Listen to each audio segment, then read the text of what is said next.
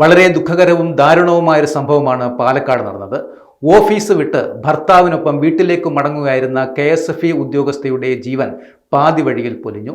Palakkad town branch assistant മാനേജരും കരിങ്കരപ്പുള്ളി സ്വദേശിയുമായ K ഷഹനയാണ് മരണപ്പെട്ടത്.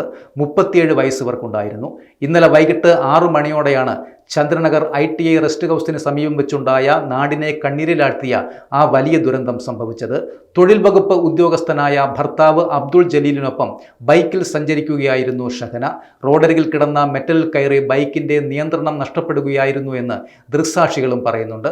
നിയന്ത്രണം വിട്ട ബൈക്കിൽ നിന്നും അബ്ദുൾ ജലീൽ ഇടതുവശത്തേക്കും ഷഹന റോഡിന്റെ വലതുവശത്തേക്കും തെറിച്ചു വീണു.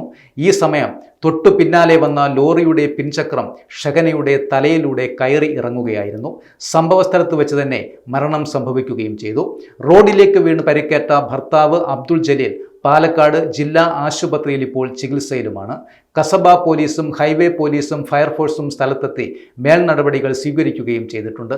പാലക്കാട് ട്രാഫിക് പോലീസിലെ ASI മെഹ്റ ബാനുവിൻ്റെയും കരീമിൻ്റെയും മകളാണ് മരിച്ച ഷഹന. അൽഹാൻ, അഹിയാൻ എന്നിവർ മക്കളാണ്. ജില്ലാ ആശുപത്രിയിൽ മോർച്ചറിയിൽ സൂക്ഷിച്ചിരിക്കുന്ന മൃതദേഹം പോസ്റ്റ്മോർട്ടം നടപടികൾക്ക് ശേഷം ഇന്ന് ബന്ധുക്കൾക്ക് വിട്ടുനൽകുകയും ചെയ്യും.